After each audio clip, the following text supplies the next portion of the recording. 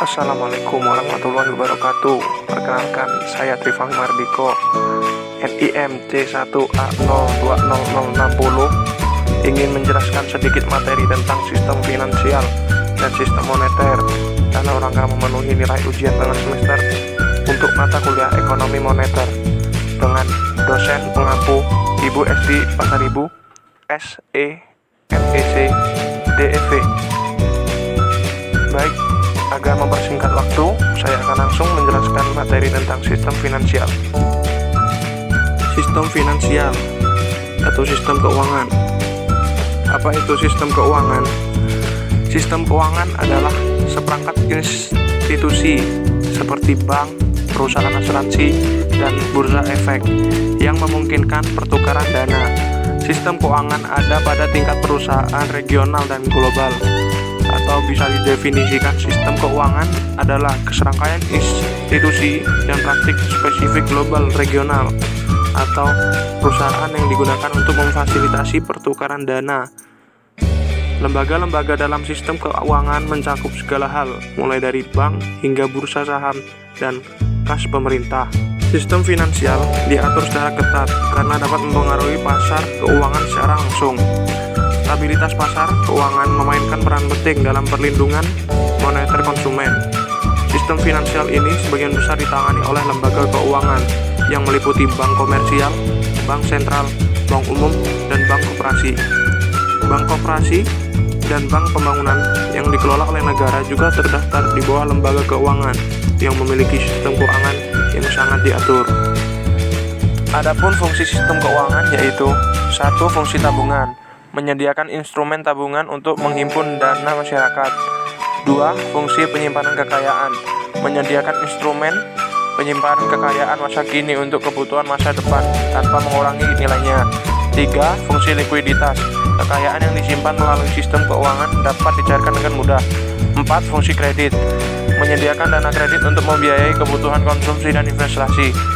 5. Fungsi pembayaran, menyediakan mekanisme pembayaran alat transaksi barang dan jasa. 6. Fungsi risiko, menawarkan proteksi terhadap risiko investasi, kesehatan, dan jiwa. 7. Penyimpanan kebijakan, dapat digunakan oleh pemerintah untuk melakukan kebijakan menstabilkan ekonomi melalui kebijakan moneter. Kedua, ada sistem moneter. Pengertian sistem moneter adalah sistem yang mengatur kebijakan untuk mencapai kestabilan nilai mata uang.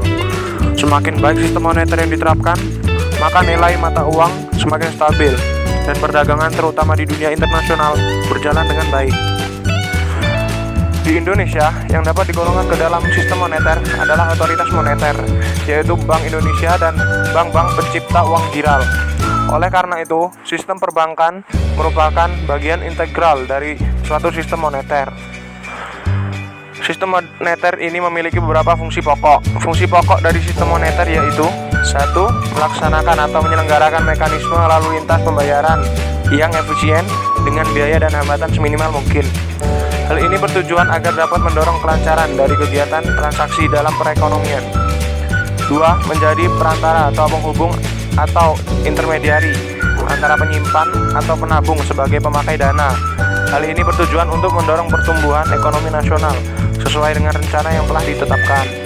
3. Menjaga tingkat harga pada kondisi yang stabil melalui penciptaan uang dalam jumlah yang sesuai dengan keadaan real perekonomian. Hal ini bertujuan agar dapat menekan tingkat inflasi maupun tingkat pengangguran pada level yang dapat mendorong terjadinya pertumbuhan ekonomi. Kebijakan moneter. Kebijakan moneter adalah suatu usaha dalam mengendalikan keadaan ekonomi agar dapat berjalan sesuai dengan yang diinginkan melalui pengaturan jumlah uang yang beredar dalam perekonomian.